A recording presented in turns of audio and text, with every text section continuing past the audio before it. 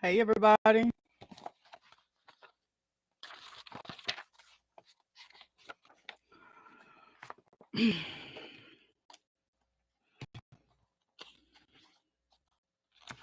Let's see. We are reading out of the Life Recovery Workbook. I guess we're going to read out of step three. We've already step two. It's been a while, though.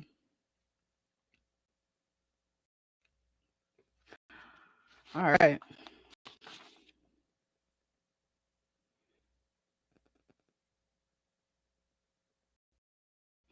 Step three. We're going to turn our wills and our lives over to the care of God. In step three, we turn our will, our way, and our God. Addiction. Making this decision seems simple. After all, didn't we commit to our lives to Christ? Why wouldn't we want to turn over a shameful addiction after all the painful consequences it had caused? More than salvation and more than asking God to take away our consequences. In step three, we intentionally release dreams, choices, addiction, compulsions, and relationships and give God control over all of it. This is a one time commitment and is also the step that opens the door to a lifelong endeavor. With ever increasing willingness and trust. In approaching the decision directed by step three, we are challenged to trust God on a deeper level than ever before. Trusting God with everything in our lives may be difficult because of our experiences from the present in which people have repeatedly broken our trust. Life has trained us to be skeptical and wary, take charge of situations because we don't trust anyone. We may have learned to make life work on our own power because no one around us could be trusted to protect, help, and nurture us. As a result, we can make the mistake of generalizing that lack of trust to God, thinking that He expects us to take care of ourselves, at least in some parts of our lives and issues. Confronting our lack of trust in God's care is critical to working the 12 steps in our lives from step 4 through step 12. To have a successful recovery, we must completely surrender ourselves and our will. As Jesus said, the one who loses his own life for Jesus' sake will find it.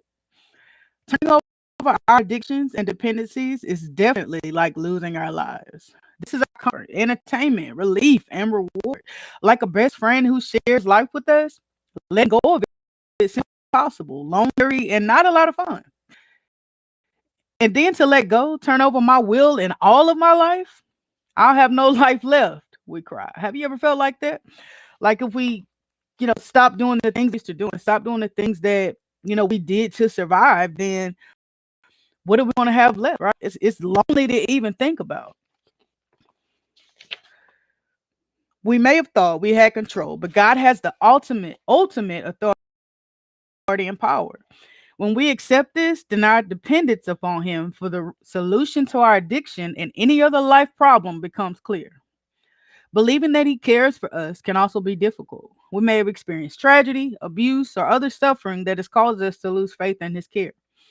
From our past life experiences, we can draw erroneous conclusions about God and His character. We may try to win His favor by being good, or at least by appearing to be good. Right? I know plenty of times I've tried to fool myself into, thinking or convincing myself that I'm doing well within my soul, within my spirit, that I was doing what I wanted to do and I was doing it within my will. But that's a part of, recovery. That's a part of growth, is being able to be honest with ourselves, right? Be able to be honest with ourselves and be able to be honest with other people. Pulling our lives over to the care of God we do not trust. Our lives are in the balance, wavering between the painful chaos of addiction, dependencies, and the offer of new life through recovery. To make this decision, we affirm that we are taking a stand so that we can live. As Moses said in Deuteronomy 30 and 19, we have a choice to make, life or death, and the addiction or recovery. Are we choosing the path that leads to death or to life? Although the life of addiction screams at us to seek perpetual excitement, or perhaps it is numbness we seek, the life of God has for us is infinitely better, richer, and more satisfying. We don't have to explain God or understand Him. We just need to surrender our lives to Him. For me, I was seeking numbness. I didn't want to feel all of those feelings. I didn't want to think about all of the things I'm running from, right? All that childhood trauma, all that trauma that from the military. Trauma is the gateway drug. A lot of us, 99% of us, addiction have experienced trauma, and that's why we run it. We want to feel numb. We want to forget about it. We don't want to have to think about that thing. We want to feel good in the process too, and that's what the drugs and alcohol did for us, right?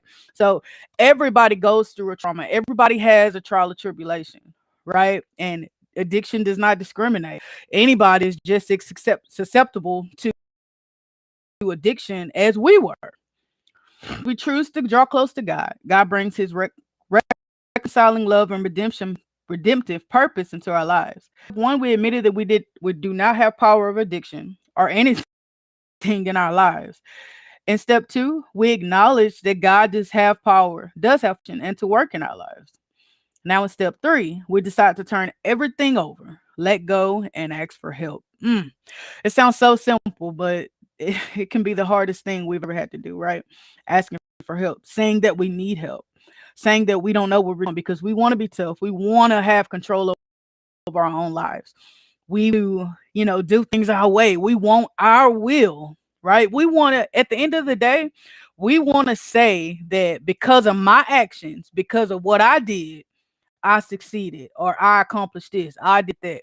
And it's so hard for us to let go and be like, man, that's a power greater than myself that's in the works here. It ain't all me. I'm not that brave.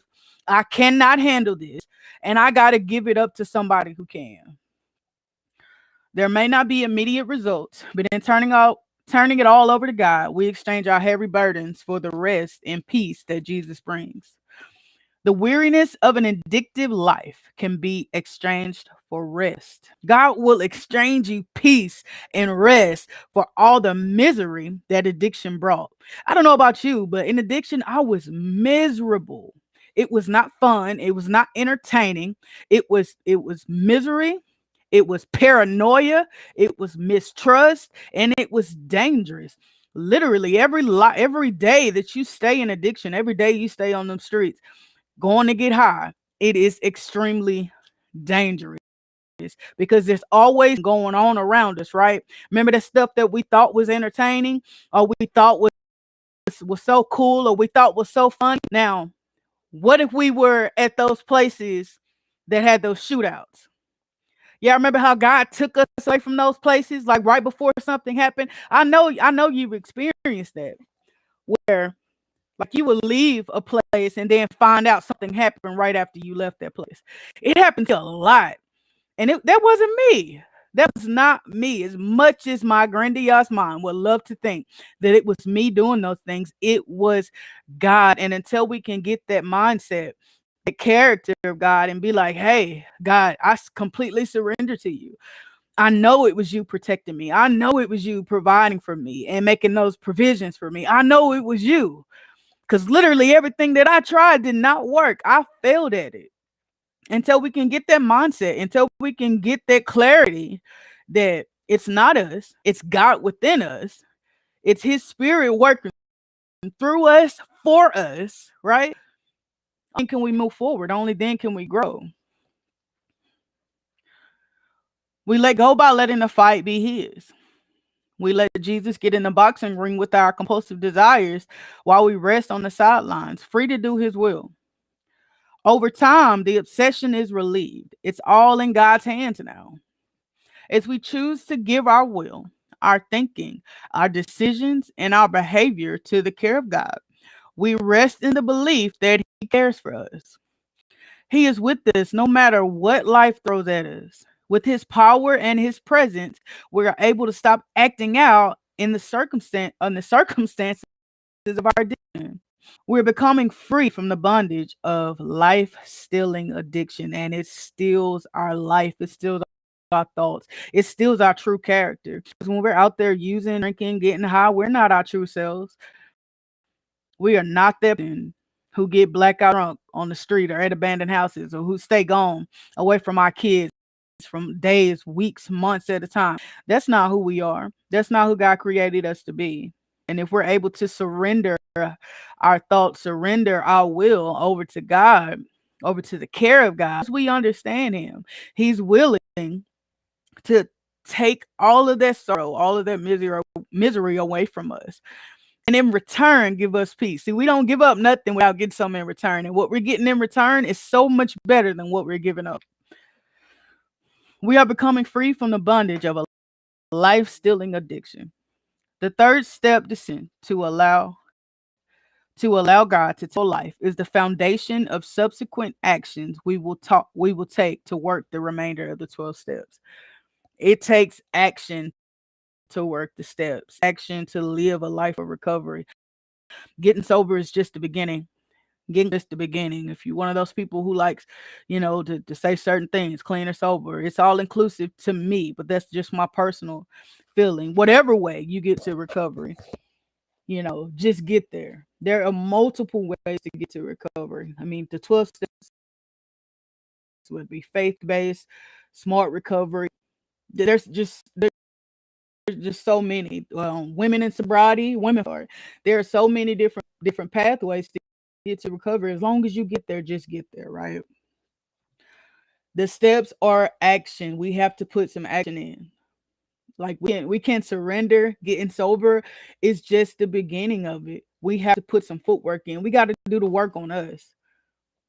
We were the ones running from something, so we have to do work on us, and it's a spiritual warfare. It's spiritual work, right? So we have to fight spiritually. That's the only way we're gonna get out of this cycle. Because when we're in addiction, we're in a curse, a generational curse, right? And we're not doing anything but saving it for the next generation, for our kids.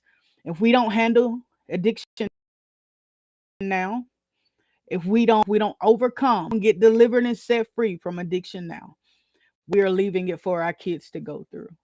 And this just the facts of the matter. It's just the facts. Anyway, I don't want to stay on here too long, but I did want to give you guys a little morning meditation, something to ponder on. Again, I was reading out of um, the life recovery workbook. This is step 3. Some point or another, I'll be at step 4. I don't like making promises. I live an extremely busy life, and so that's why I don't say what specific days or anything. But yeah, some point war, which is we made a searching and fearless moral inventory of ourselves. Let's see.